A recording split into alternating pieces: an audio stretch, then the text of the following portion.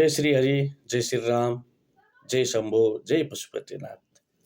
यो हिजो आज चाहिँ सामाजिक सञ्जालमा हैन हाम्रो नेपालको जुन अब चाहिँ प्रधानमन्त्री बन्दै हुनुहुन्छ बालेन्द्र शाह हैन उहाँले चाहिँ यही चैत्र 13 गते चाहिँ अथवा भोलि हैन दिउँसोको 12 बजे र 14 मिनेटको शुभ सायतमा चाहिँ हैन 108 वटा बटुकद्वारा चाहिँ स्वस्ति वाचन हैन त्यस्तै 108 वटा चाहिँ बौद्ध भिक्षुहरूद्वारा चाहिँ मङ्गल वाचन हैन र सँगसँगै चाहिँ 7 वटा चाहिँ ब्राह्मणहरूद्वारा चाहिँ शङ्खध्वनि गरेर चाहिँ शपथ लिने कार्यक्रम जुन चाहिँ भनिएको छ हैन। यसका विषयमा चाहिँ सामाजिक सञ्जालमा एकदम धेरै चाहिँ टिका टिप्पणीहरू आइरहेका छन् हैन। कसैले चाहिँ यो हिन्दू धर्मको चाहिँ जुन गर्ने तरिकाले गरियो हैन यो भारतसँग मिलेको हुनुपर्छ भन्ने कुराहरू आएको छ हैन। अब कतिपयले चाहिँ यो चाहिँ एउटा चाहिँ शपथ ग्रहण कार्यक्रम नभइकन यो राज्य अभिषेक हो भनेर चाहिँ विभिन्न चाहिँ टिका टिप्पणीहरू चाहिँ गरिरहनु भएको छ हैन। यो खास गरी विशेष गरी भन्नुपर्दा चाहिँ हाम्रो जुन यो सनातन धर्म हाम्रो हिन्दू धर्म छ हैन यो एकदमै चाहिँ वैज्ञानिक छ हैन। र यी हाम्रा हिन्दू धर्ममा जति पनि गरिने कर्महरू छन् हैन यी एकदमै चाहिँ वैज्ञानिक सम्मत छन् हैन। धेरै चाहिँ हाम्रा यी गरिने कर्महरूलाई चाहिँ वैज्ञानिकहरूले पनि चाहिँ एकदम वैज्ञानिक सम्मत भएको हैन। र यसले चाहिँ धेरै चाहिँ फाइदा गर्ने भनेर चाहिँ विभिन्न चाहिँ डेफिनेसन परिभाषाहरू पनि आइसकेको छ हैन। अब हामी चाहिँ यो कारण के रहेछ भने कारण पत्ता नलगाइकन चाहिँ टिका टिप्पणी हैन यसको विषयमा चाहिँ चर्चा गर्न थाल्यो हैन। खासमा चाहिँ म हजुरहरूले चाहिँ यसको चाहिँ जुन चाहिँ स्वस्ति वाचक छ हैन त्यस्तै मङ्गल वाचन छ हैन र सँगै जुन चाहिँ शङ्खध्वनि छ यसको बारेमा चाहिँ धार्मिक र चाहिँ वैज्ञानिक फाइदा महत्त्वको बारेमा हजुरहरूलाई चाहिँ भन्न गइरहेको छु हैन। कृपया हजुरहरूले चाहिँ यो भिडियो अन्तिमसम्म हेरेर चाहिँ साथ दिनुहुनेछ र आफ्नो चाहिँ प्रतिक्रिया जस्ताको तस्तै चाहिँ कमेन्ट मार्फत हजुरहरूले दिन सक्नुहुनेछ है। र सर्वप्रथम त स्वस्ति वाचन हैन स्वस्ति वाचन भनेको के हो र यो स्वस्ति वाचनको अर्थ चाहिँ के हो हैन। र यो स्वस्ति भन्नाले चाहिँ शुभ मङ्गल र कल्याण भन्ने बुझिन्छ हैन। र वाचन भन्नाले चाहिँ उच्चारण गर्नु हैन यसको चाहिँ पाठ गर्नु हैन। यो दुईटालाई स्वस्ति वाचन जोडेर भन्नुपर्दा चाहिँ हैन शुभ मङ्गल र कल्याणको लागि चाहिँ वाचन गर्ने उच्चारण गर्ने भनेर भनिन्छ हैन।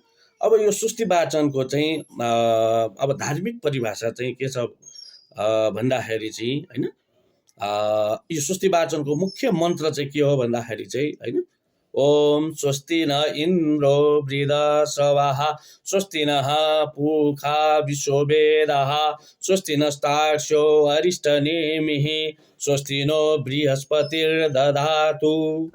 यो चाहिँ मुख्य स्वस्ति वाचनको चाहिँ मन्त्र हो हैन। अब यसको नेपाली परिभाषा चाहिँ के हो भन्दाखेरि चाहिँ हैन देवताहरूका चाहिँ राजा हैन इन्द्रदेवले चाहिँ हामीलाई चाहिँ सदैव चाहिँ कल्याण प्रदान गरून् हैन। त्यस्तै चाहिँ सबै विश्वलाई जान्नुभएका र सबै विश्वका बारेमा थाहा पाउनुभएका पूषादेवले चाहिँ हाम्रो चाहिँ रक्षा गरून् हैन। त्यस्तै चाहिँ एकदमै चाहिँ शक्तिशाली जुन गरुडदेव हुनुहुन्छ हैन गरुडदेवले चाहिँ हामीलाई चाहिँ विपत्तिबाट जोगाउन् हैन। र चाहिँ जो चाहिँ गुरु भनेर पनि चिन्नुहुन्छ बृहस्पति देवता हैन बृहस्पति देवताले चाहिँ हामीलाई बुद्धि ज्ञान र शुभफल प्रदान गरून् भन्ने चाहिँ नेपालीमा चाहिँ भनिन्छ हैन। विशेष गरी चाहिँ यो स्वस्ति वाचन चाहिँ कुनै पनि चाहिँ पूजापाठहरू गर्नुभन्दा पूर्व हैन सुरुमा चाहिँ स्वस्ति वाचन गर्ने गरिन्छ हैन।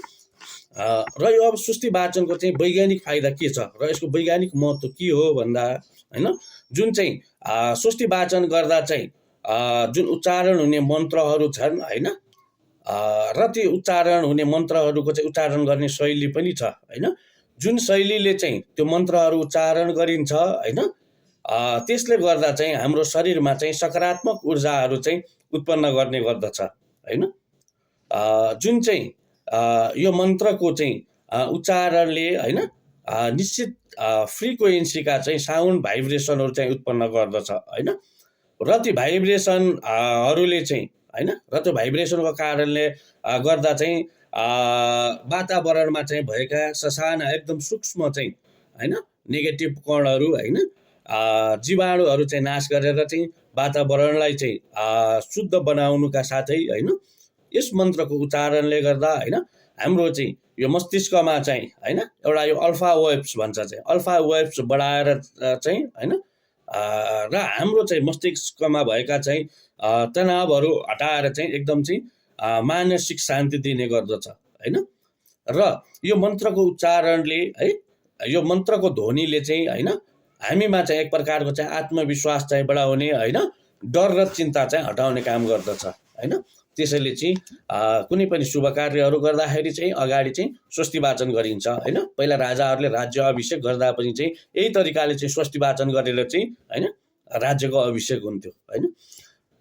यो त भयो स्वस्ति वाचन। अब अर्को छ मङ्गल वाचन होइन। अब यो मङ्गल वाचन जुन चाहिँ यो मन्त्र छ होइन यो मङ्गल वाचन चाहिँ अब हामीले चाहिँ परम्परागत धार्मिक रूपमा मात्रै बुझ्ने गरेका छौँ होइन।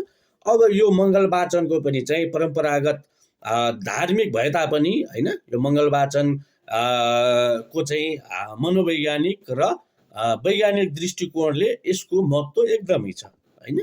र यसको महत्त्व के छ त भन्दाखेरि चाहिँ होइन जुन यो चाहिँ मङ्गल वाचनका मन्त्रहरू वाचन गरिन्छ होइन र यो मङ्गल वाचनका मन्त्रहरू वाचन गर्दा चाहिँ यसले चाहिँ होइन सेरोटोनिन र डोपामिन जस्ता चाहिँ होइन ह्याप्पी हार्मोनहरू पनि बढाउन मद्दत गर्छ होइन।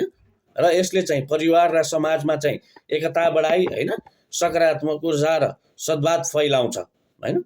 यसले मनलाई चाहिँ एकदमै चाहिँ शान्त बनाउँछ होइन र चाहिँ यसले तनाव पनि कम गराउने काम गर्दछ र यसले चाहिँ नकारात्मक सोचहरू हटाई चाहिँ आत्मविश्वास चाहिँ बढाउन मद्दत गर्छ होइन। त्यसैले चाहिँ हामीले कुनै पनि शुभ कार्यहरू गर्दाखेरि चाहिँ अगाडि चाहिँ मङ्गल वाचन गरिन्छ होइन। अब अर्को रहेको छ शङ्ख ध्वनि होइन। अब यो शङ्ख ध्वनि पनि चाहिँ अब धार्मिक रूपमा चाहिँ यो शङ्ख ध्वनि कुनै पनि पूजापाठ गर्दाखेरि चाहिँ सुरुमा चाहिँ शङ्ख बजाउने गरिन्छ होइन। अब यो धार्मिक महत्त्व चाहिँ के छ भन्दा होइन जब यो चाहिँ शङ्ख बजाउँदा चाहिँ होइन यो शङ्खको ध्वनिले चाहिँ होइन वातावरणलाई चाहिँ पवित्र बनाइ चाहिँ होइन नकारात्मक शक्ति र अशुभ ऊर्जा हटाउने गर्दछ भनेर चाहिँ बुझिन्छ होइन धार्मिक हिसाबमा। र अब यसको चाहिँ वैज्ञानिक महत्त्व चाहिँ के छ भन्दाखेरि चाहिँ होइन अब यो एउटा चाहिँ निक्रेवल वर्लिन विश्वविद्यालयद्वारा चाहिँ सन् 1928मा चाहिँ एउटा अनुसन्धान गरियो होइन। र त्यो अनुसन्धान पश्चात चाहिँ शङ्ख ध्वनिले चाहिँ होइन वातावरणमा चाहिँ भएका चाहिँ ब्याक्टेरियाहरू चाहिँ नष्ट गर्ने र यसले चाहिँ एकदमै चाहिँ फाइदाजनक छ भन्ने चाहिँ निष्कर्ष निकालिएको थियो होइन।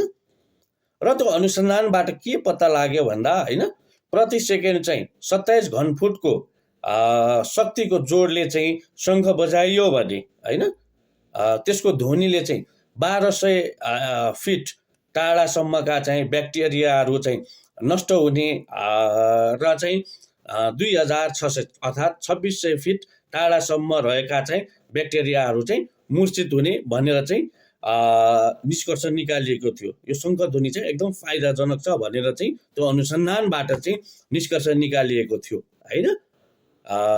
अब यो चाहिँ जुन शङ्ख ध्वनि छ होइन यो शङ्ख ध्वनिको यो ध्वनिले गर्दा चाहिँ जस्तो हैजा होइन छारे रोग होइन जस्तो मुर्छा पर्ने समस्या होइन जसो हामी कोड भन्छौँ होइन र यो क्षय रोग जसलाई टिबी पनि भनिन्छ होइन यस्ता प्रकारका चाहिँ रोगहरू पनि नाश गर्न मद्दत गर्दछ भनेर अनुसन्धानबाट चाहिँ पत्ता लगाइएको थियो होइन। त्यसैले चाहिँ यो जुन चाहिँ उहाँ शपथ लिँदै हुनुहुन्छ हाम्रो भावी प्रधानमन्त्री होइन उहाँले चाहिँ यो स्वस्ति वाचन होइन त्यसपछि मङ्गल वाचन शङ्ख ध्वनि बजाउनुको कारण यही हो होइन।